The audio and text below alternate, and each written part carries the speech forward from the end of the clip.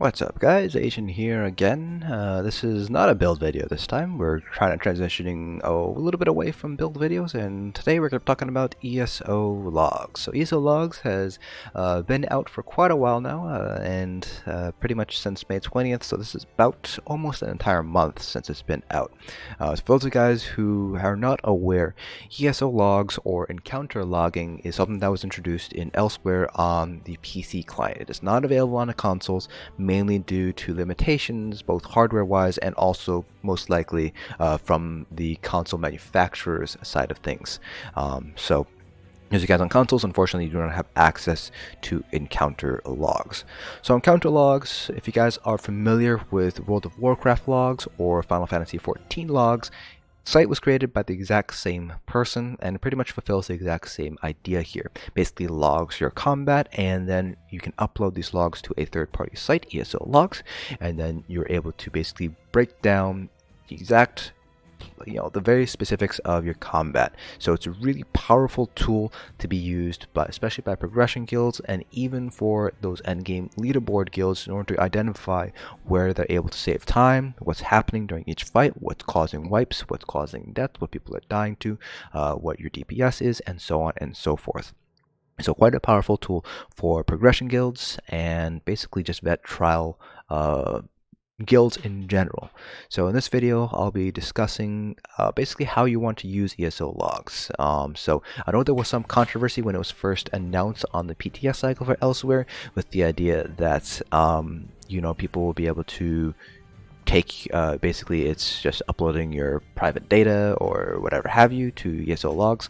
I don't want to touch upon the legality, the legal issues here, but basically, if World of Warcraft logs and Final Fantasy XIV logs has not been shut down yet, then there's no reason to assume why ESO logs is going to be shut down, either for violation of any sort of law, international or otherwise.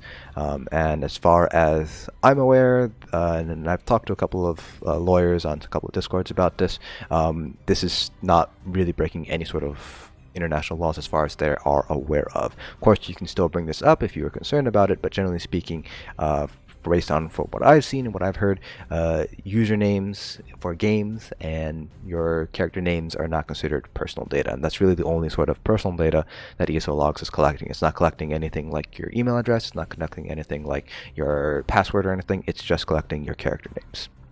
So at this point here, I am going to very quickly go ahead and hide the webcam so that way you guys can see the entire website here. Alright, so this is our hard mode clear for Sunspire from Mayflower. If you guys have seen the video for our Sunspire hard mode clear, then this link can be found in the description of that video here. This is publicly available, so anybody, even outside of Mayflower, is able to view this log. So right off the bat, this is the first thing that you're going to be seeing when you upload a log and it's finished uploading. So in order to upload a log, you do actually need to, let me real quick go to my home page. You will need to install the client here, and you will have to run the client. So if I go ahead and actually run the client right now, let me pull up the client here. This is what the client will look like here. So you can choose to upload a log, you can live log, or you can split a log. So when you want to upload a log, it just basically asks you where the log file is. It's typically going to be found somewhere in here. So your Elder Scrolls Online, your live folder under logs, encounter.log. You can choose which guild you want to upload it to. So you can have personal logs, or you can be part of any other sort of guilds here. Then you can choose whether it's public, private, or unlisted. So unlisted is basically private, but other people within the guild can see it. Private means pretty much only people in the guild can see it. And public means everybody can see it. Unlisted and private pretty much more or less are the exact same thing. The only difference is, I believe unlisted, you can... I believe unlisted does count towards leaderboard rankings, but I'm not 100% certain on that yet. Live logging, pretty much you need to hit the live log button, and you need to just direct it to where your encounter log is going to be, and then when you hit OK, it'll pretty much create a log, and then as you are logging in the game, it'll update the log whenever it finds combat events. And splitting log basically splits a log, basically takes away the most recent trial This is if you're running multiple runs of a trial or something, and you might want to split it that way. Otherwise, you need to manually split the log by using something like a Notepad++ or EM Editor. So back to the log itself. So again, this is the first screen that you'll see when you first go to your log. It'll have all your encounters here. It'll have any sort of rankings if it's a public log. Then you have all the kills, all your wipes, all of your encounters, and then the very last pull that you did for the night. And then here you'll have each of the individual bosses, and then you'll have trash fights. So this is for Sunspire, so we have Lachesis hard mode, Yolngu Green hard mode, Navitas hard mode, and then we have all the trash fights that were recorded here. The one thing to keep in mind, and this is really relevant only for, I believe, Sunspire and Cloud Rest, is there are going to be trials where you have to kind of go into a different place. So for Sunspire, it's the downstairs mechanic. Same thing for Cloud Rest. If you're logging upstairs but you never go downstairs, you will not have accurate logs for the downstairs people. So if you are going to be using this to kind of diagnose what's happening in the portal groups in Cloud Rest or what's happening downstairs in the Navitas fight, somebody downstairs will have to log. So just something to keep in mind, and I will put that in the description below there. Now, if you go ahead and click Encounters, it'll pretty much give you a summary of the entire trial. So this is pretty useful if you kind of want to get a grander picture, how many deaths, what people were dying to throughout the entire fight, how much damage people were taking here, or how much damage people were doing on average across the entire fight. Again, it's not going to be entirely accurate, and you can also see here that we do have Anonymous, so this is weird because we didn't actually pick up a new person. This is the same 12 people across the whole trial. So these two should be combined on the same person. These two should be combined on the same person as well. So if you do decide to be anonymous, then this is basically how it shows up. You're just anonymous followed by a number, and that's pretty much it. Nobody will be able to know what your username is or anything like that. So this is what anonymous would look like versus an actual non-anonymous form. And if you go ahead and take a look at all sources and you scroll down, you can see that if you are not anonymous, it will show your user ID. But if you are anonymous, it will not show your user ID at all, because that information is not collected if you decide to become anonymous. As you can see exactly who was part of this run here, assuming, of course, that you're not anonymous here. So if you want to take a look at a specific encounter, so let's say you want to figure out, okay, why did we wipe on the 8th pull to Navitas? So this is a wipe on Navitas hard mode here, and you can pretty much take a look at all of the different statistics here. So you can go over to a summary, which just kind of give you a very quick overview of deaths, healing done, damage taken, things like that. Then you can go over to things like damage done, damage taken, healing. If you want to figure out how much damage people are doing over the course of the fight, this is where you would find it. This is going to give you your overall summary. Now, if you want to know how much damage is being done by a specific person, you would go over to all sources, click the drop down menu, and let's say I'm interested in knowing how much DPS Bobo Baggins was doing. Click on Bobo Baggins, and it'll give me pretty much an exact breakdown of where his DPS is coming from.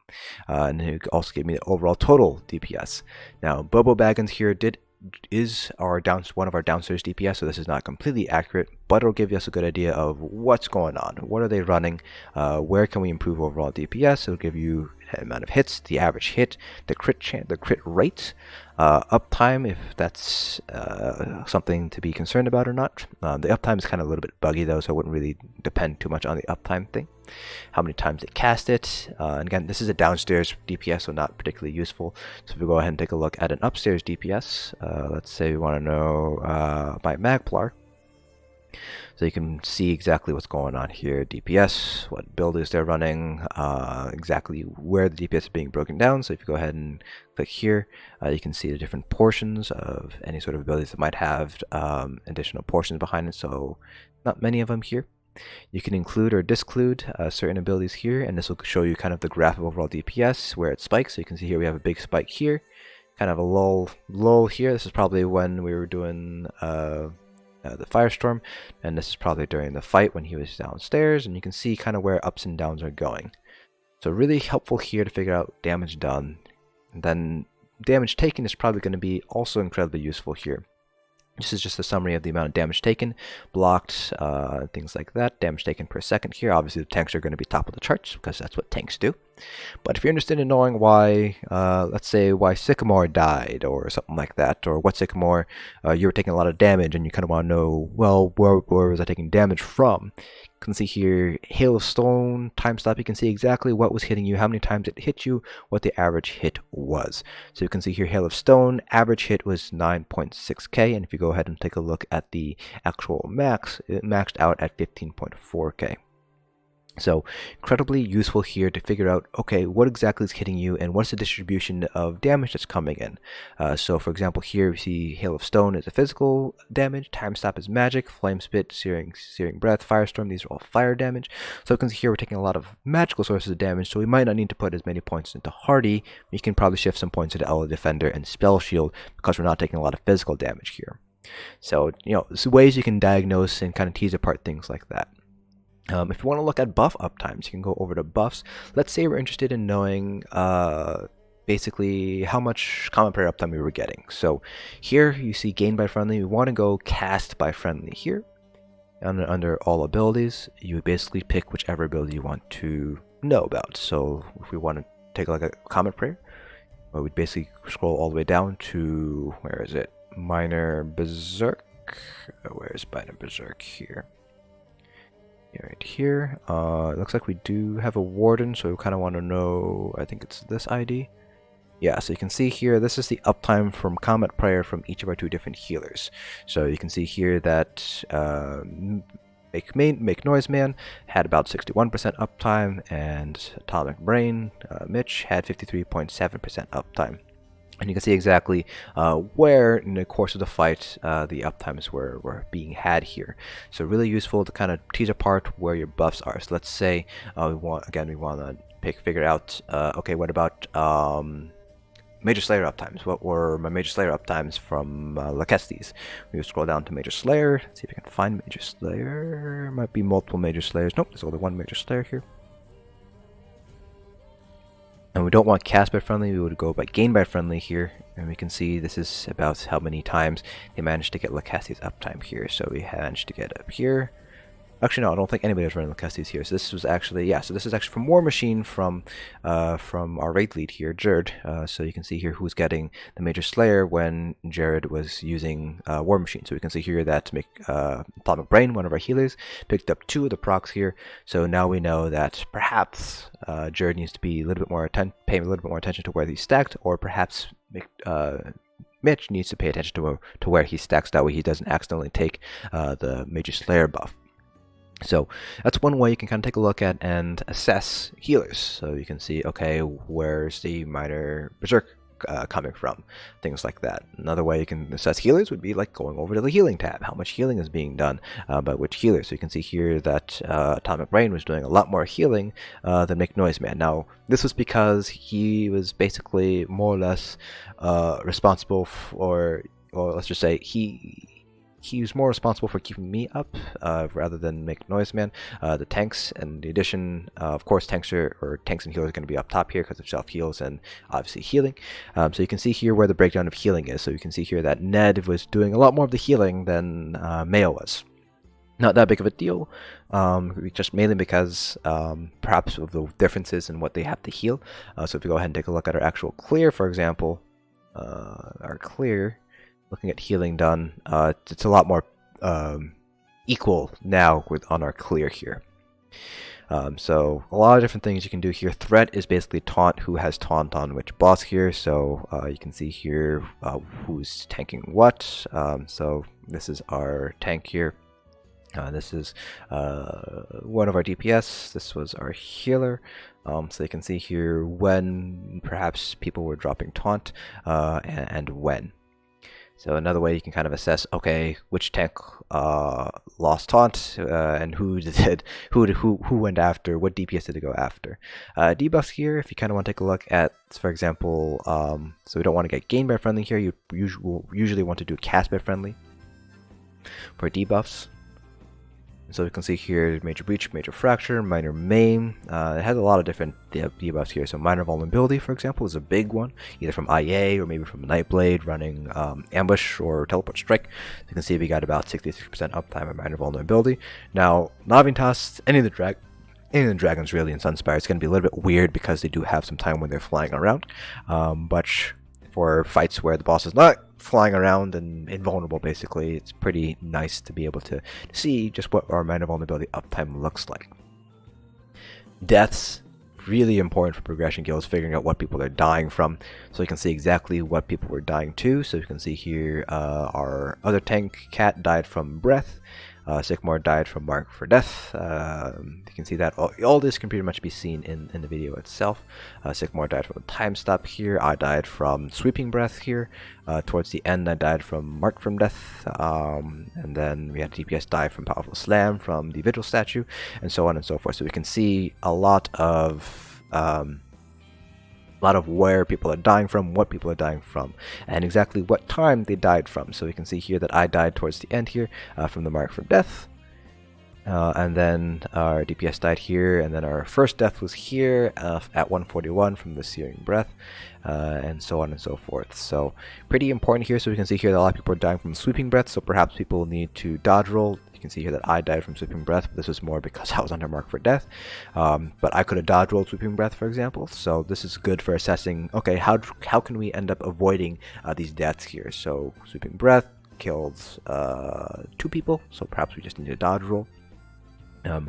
Scorching Barrier, this is from the Sword board, so perhaps you should kind of pay attention to that. Maybe the healers need to heal through that more, and so on and so forth. And this will tell you exactly how much damage was taken from that. So for example, Octavio died from Furious Sweeps here, and he took a whopping 18.8k from that. So that's pretty much an insta-kill right there. Versus something like, let's say, here. So here, you can see that Searing Breath ended up doing 56k, and there was 3 hits, so he could have potentially healed through it.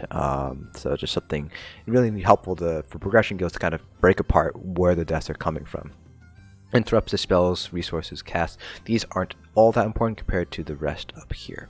Now, one really awesome part of ESO logs is the fact that you can actually replay the fight itself. So you go over to the replay tab, and you go ahead, and once it's all completely loaded in, it'll show you a map of the arena itself. This is kind of pixelated because it's pulled straight from UESP, I believe. And you can pick what you want to have happen. So damage done, damage taken, so on and so forth. You can have no players, you can have no bosses, you can have NPCs. You can pick how fast you want it. You can tag in a video if you would like. You go ahead and hit play here. You can see everybody has their own counter here, all the ads, all the bosses, all the players here, and you can see what's happening when. So if you decide to, let's say, do damage done, you can see how much damage is being done by each person in real time as it's going on. Let's scroll that. Damage taken, you can see who's taking damage, and so on and so forth. You can see people's health over on the lower right hand side of the screen. If the boss is doing any sort of cast, so you can see he's doing Firestorm right now. So this is kind of the assaults that are going down here. You can see how long he's casting it for. And so this is a really nice thing here to kind of see, is there anything that we can be doing differently to more or less figure out what's going on here, and basically kind of adjust what we're doing. So you can see here that we're setting up now for when Navitas happens to go down. We have the Vigil statue that's going up, that's slowly moving towards where our off tank is, where Cat is. I'm on the left hand side of the dragon, everyone else is on the right hand side. That was just a sweep. He did a flame spit here, he did a snap, so you can see exactly what damage is going on. So he's using his fire breath here, and this is all really incredibly helpful here. You can see everyone's moving over to start attacking the Vigil statues. We have a flame Metronac in the back that needs to be chained in. He just did it for Mark for Death. Tanks are swapping. I'm going over to take the Vigil statue. And you have the Flame Matrix here that finally died, and so on. And you can see this is incredibly useful. This replay kind of thing here is very strong and really nice to kind of figure out what's happening during the fight, where people are dying, and so on and so forth. So nobody's died just yet, and now off tank went down, and we know because we saw Navitas doing Searing Breath that he died from a Searing Breath. Now he's doing Mark for Death. We know Sycamore got hit by that because it didn't take taunt, because he was taunt immune, and so Sycamore is going to die here in just a second from the dot. And so we can pretty much, this is an incredibly powerful tool again for progression guilds to kind of figure out what's going on here. So that is more or less a crash course on how to use and how to read ESO logs. Again, an incredibly powerful tool for progression groups.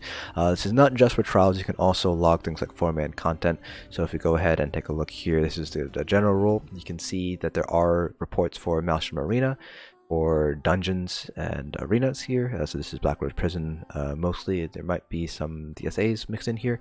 Other trials too, so Cloud Rest, Mall the creator is slowly adding in functionality for each of these different trials here as more and more reports come in. And then there's also, which is something that I think is actually pretty cool, is if you go to a specific trial, you can actually take a look at the rankings for the trial. So in vet hard mode, for example, once all the data is loaded in, you can kind of see where you stand compared to other people here, and how long the fights are, and so on and so forth.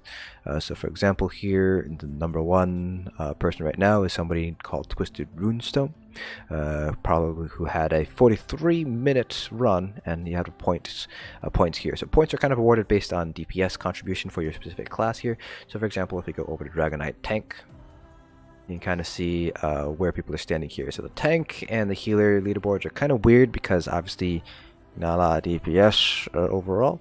But if you decide to say, okay, let's say I'm a Magicka Nightblade and I kind of want to know where I stand compared to other Magicka Nightblades in vet hard mode, you can take a look and see where you are kind of standing compared to other Magicka Nightblades. If you go over to veteran, for example, you can kind of see where all the Magicka Nightblades are standing and whether or not there's a log associated with it. So you can go ahead and see here, there's a log associated with it, so you can kind of see what people are running for bars and gear.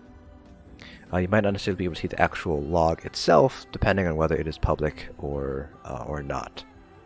So some of these are pulled straight from leaderboards, for example, rather than logs.